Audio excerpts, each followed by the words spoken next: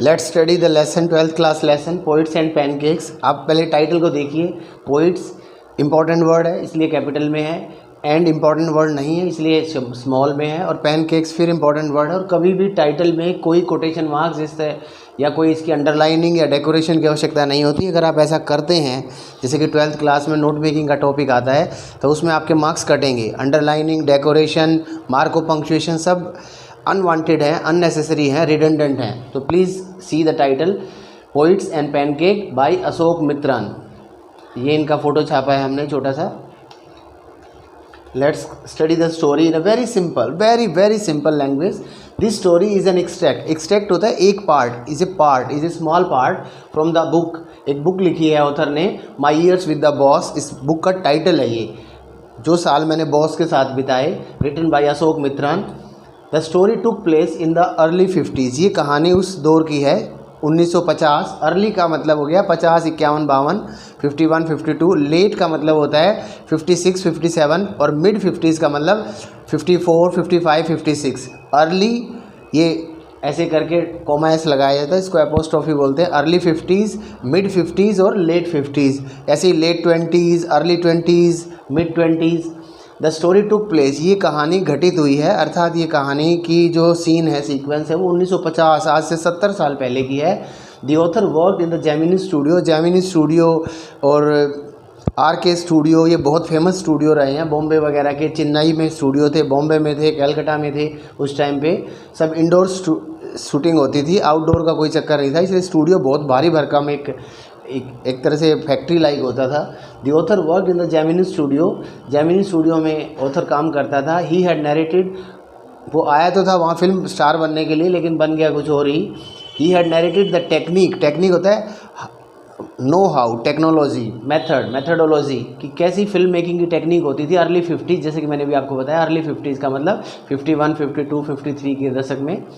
The whole film was made indoor, means inside the studio, shooted in the studio. Outdoor shooting नहीं होती थी उस समय, ऐसी फैसिलिटीज़ नहीं थी, सारा ताम झाम लगाना मुश्किल हो जाता।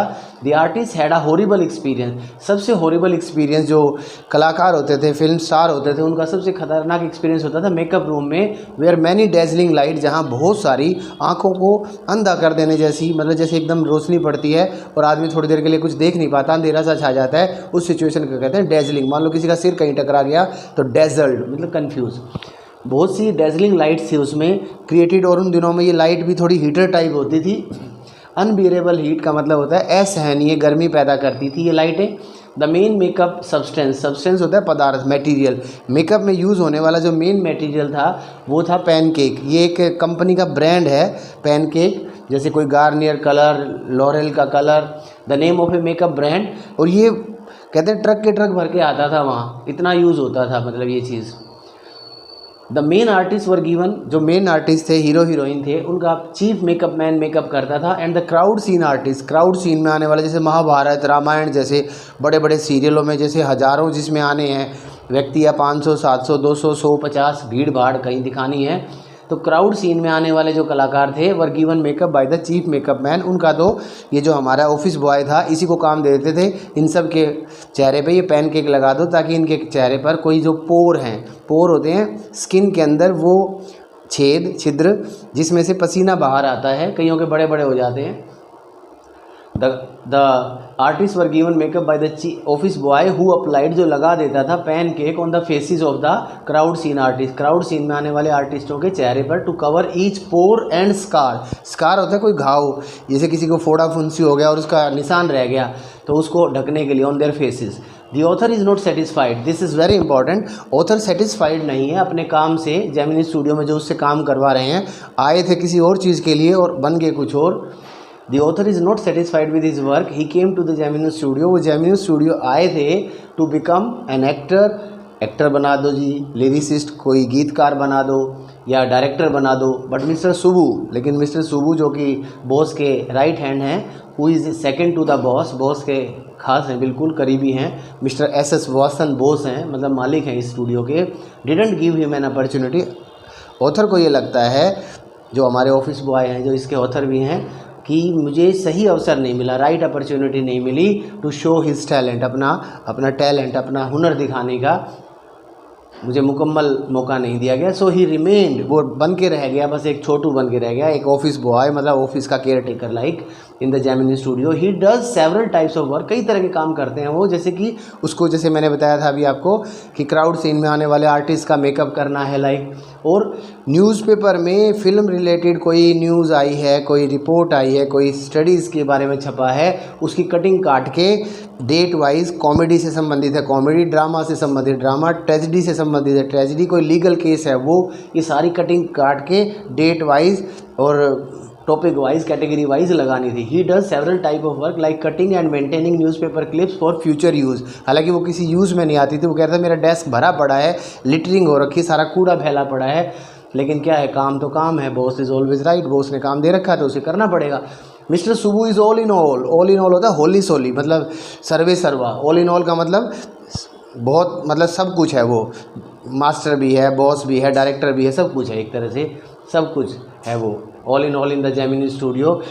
जैसे मिस्टर राज कपूर एक बहुत अच्छे हमारे देश के वो हुए हैं, हीरो हुए हैं, प्रोड्यूसर भी थे, राइटर भी थे, डायरेक्टर भी थे और एक्टर भी थे। एक्टर, डायरेक्टर, प्रोड्यूसर, राइटर, कई फिल्में उन्होंने खुद ये सारे काम किए हैं। तो इस तरह के व्यक्ति को ऑल इन ऑल कहते हैं, मतलब एक versatile personality. Yes, the right word is versatile. Versatile means an all rounder person, a person talented in different fields. He was versatile and he was very much talented in the Gemini studio. Whenever the owner or the Mr.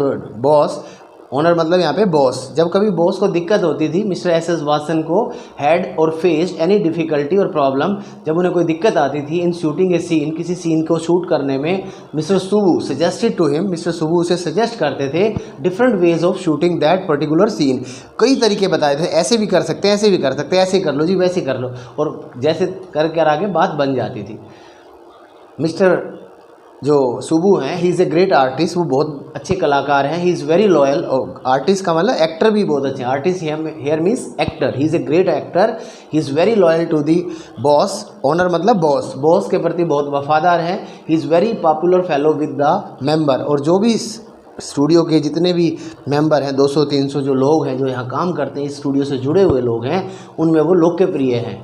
Popular होता है लोकप्रिय, मतलब लोग जिसको दिल से पसंद करते हैं उसे पॉपुलर कहते हैं। और वैसे बहुत जिसकी फेम हो उसको फेमस कहते हैं। Amitabh Bachchan is famous, Sachin is popular. He is very popular fellow with the members of the Gemini studio. Another different person in the studio is, एक और अलग किस्म की पर्सनैलिटी है, पर्सन है उस स्टूडियो में, वो है लॉयर, वकील साहब हैं। हु वियर्स वेस्टर्न अटायर और ड्रेस, जो सूटेड बूटेड रहते हैं। Other artist wear dhoti kurta. आज से 70 साल पहले हमारे देश में धोती कुर्ते का ही ज़्यादा रिवाज था। ही इज़, अगर आप देखना चाहें नया दौर जैसी फिल्में देखिए जो दिलीप कुमार साहब की है, बहुत फेमस है, और या मदर इंडिया देखिए, उसमें जो हीरो है वो उस टाइम धोती कुर्ते में रहते थे। Mother India one of the best movie in the Indian cinema. तो अदर आर्टिस्ट जो है वो धोती कुर्ता पहनते थे, लेकिन ये कोट पैंट पहनता था उस टाइम पे भी। ही इज़ इन द स्टूडियो, वो स्टूडियो में उसको रखा इसलिए गया है भाई लीगल एस्पेक्ट स्टडी कर लो किसी स्टोरी के। कहते हैं ना, जैसे डिस्क्लेमर आता है, this story or this incident has nothing to do with any person living or dead, तो दिस इज़ कॉल्ड डिस्क्लेमर, मतलब वी आर नॉट रिस्पॉन्सिबल। अगर इसका कोई पहलू कोइंसिडेंटली बाई चांस किसी की लाइफ से मैच करता है तो we are not responsible. So please हमें माफ़ करो। He is in the studio ताकि कोई अवॉइड कर सके, मतलब जेमिनी स्टूडियो बच सके किसी भी कॉन्फ्लिक्ट से, कॉपीराइट के किसी झगड़े फसाद से, और any other legal conflict with any person regarding living or dead, regarding जैसे ये कंटेंट आपने हमारा चुरा लिया, या स्क्रिप्ट हमारी है, या स्टोरी की लाइन किसी से मिल रही है। वंस, अब 2 घटनाएं और होती हैं इस स्टूडियो में, मुख्य जिसका वर्णन पूरे लेसन में किया गया है। एक बार जेमिनी स्टूडियो ने स्वागत किया फ्रैंक बुचमैन्स मोरल रीआर्मामेंट आर्मी और MRA, ये एक ग्रुप है, 200 आदमियों का एक ग्रुप आया था बाहर से, विदेश से, अलग अलग देशों के लोग इसमें शामिल थे। कम्युनिज्म का प्रचार करने के लिए वहाँ आए थे, ये पक्के आर्टिस्ट थे, स्टूडियो में आए। And this group stage several plays, इन्होंने कई प्ले करके दिखाए। The Gemini studio artist copy their style for several year, Gemini studio के कलाकारों ने भी इनसे बहुत कुछ सीखा। एवरी फिल्म हैड, जैसे कि scene of sunrise and sunset, Gemini studio वालों ने इनकी देखा देखी। और बांसुरी का म्यूज़िक, ये मैंने लिखना भूल गया, the music of the flute, flute मतलब बांसुरी जो भगवान कृष्ण जी बजाते हैं। और सनराइज़ और सनसेट का सीन, जब फिल्म शुरू हुई तो सनराइज़, जब फिल्म ख़त्म हुई तो सनसेट। और बीच में बांसुरी का संगीत। Moreover once an Englishman, एक और घटना हुई, एक बार एक इंग्लैंड का व्यक्ति, इंग्लिश मैन मतलब a person belonging to England, जिसकी नेशनलिटी इंग्लैंड की है, नेम्ड स्टेफन स्पेंडर, जो कि एक बहुत अच्छा पोइट है, इसने एक पोएम भी लिखी है 12th क्लास के लिए, द एलिमेंट्री स्कूल पोएम अभी बुक में है इसकी एक। Stephen Spender was the guest of the Hindu newspaper एक फेमस न्यूज़पेपर है देश का, द हिंदू, उसके ये गेस्ट थे, मतलब उनके यहाँ आए थे। और वो हिंदू वाले बोले हमारे पास तो जैसे मान लो ऑडियंस नहीं है, ऑडियंस आपको जेमिनी स्टूडियो में मिलेगी, आप जिस पर्पज़ से आए हैं वो पर्पज़ आपका वहाँ फुलफिल हो जाएगा, तो हम आपका कम्युनिज्म पे लेक्चर वहाँ करा देते हैं। And he came to the Gemini studio to give a lecture or deliver a lecture होता है वैसे, make a speech or deliver a lecture on communism. Give भी ठीक है, डिलीवर भी ठीक है। Due to his British accent, लेकिन उसका जो ब्रिटिश एक्सेंट है, उसका जो प्रोनाउंसिएशन है, इट वाज डिफ़िकल्ट, उस एक्सेंट की वजह से ये ब्रिटिशर्स कुछ अलग तरीके से थोड़ा सा बोलते हैं, आर वगैरह की साउंड कुछ एन वगैरह की साउंडों में दिक्कत आती है। It was difficult for the artist of the Gemini studio. अब ये जेमिनी स्टूडियो वाले लोकल लोग हैं, इंग्लिश इनको आती नहीं है ज़्यादा अच्छी, तो जेमिनी स्टूडियो के जो आर्टिस्ट हैं वो अंडरस्टैंड नहीं कर पाते उसकी स्पीच ऑन कम्युनिज्म पे जो उन्होंने भाषण दिया।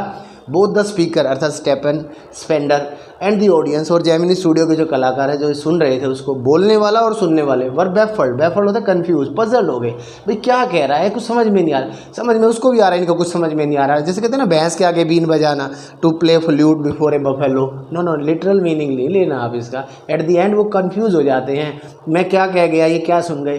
The audience couldn't understand his speech, audience की समझ में नहीं आया उसका जो भाषण था, because of the very high standard of pronunciation, क्योंकि उसका जो प्रोनाउंसिएशन का स्टैंडर्ड था वो बहुत हाई था, इनका इतना हाई है नहीं, इनका इंडियन प्रोनाउंसिएशन एक्सेंट है। लेटर दी ऑथर स्टडी, बाद में उसका नाम जानने के बाद अब हमारे जो ऑथर हैं अशोक मित्रान जी, उनको पढ़ने, शौक है न्यूज़पेपर का, पढ़ने का ही काम दिया हुआ है, उन्होंने स्टडी किया। स्टडी होता है ध्यान से पढ़ने को स्टडी कहते हैं। उसके ऐसे पढ़े, ऐसे किसी टॉपिक पे जो उन्होंने ऐसे लिखे थे, पोएम्स लिखी थी, and came to know that he was really a very renowned personality or person, वो लिटरेचर के फील्ड के बहुत माने हुए हस्ती थे, रिनाउंड होता है famous person or personality, and he was very much impress by him. Later बाद में वो उनसे काफ़ी इम्प्रेस हुए और उनके ढूंढ के कहीं से जहाँ से भी उन्हें लिटरेचर में उनकी किताबें वगैरह मिली वो पढ़ी। आप प्लीज़ इस वीडियो को ध्यान से देखिए, समझिए, सुनिए, क्योंकि इस वीडियो में हमने बहुत सिंप्लीफिकेशंस किया है। सिंप्लीफिकेशन होता है सरलीकरण। हमने भाषा के बहुत सरल शब्दों का यूज़ करके एक आम बच्चे के लिए इसको बहुत उपयोगी बनाया है, और इसमें सारे क्वेश्चन कवर किए हैं जो ये लेसन में 25 पेज कवर करता है। हमने यहाँ पे आपके लिए 200 वर्डों में ही लगभग सारा लेसन किया है। इसमें लॉन्ग क्वेश्चन भी बनेगा, शॉर्ट क्वेश्चन भी बनेंगे, कैरेक्टर पे जो कैरेक्टर्स के क्वेश्चंस आएंगे वो भी बनेंगे। So please do study and share this video with your friends and make it popular. Thank you, keep watching my channel Lokesh sir elite English academy YouTube channel. Thank you.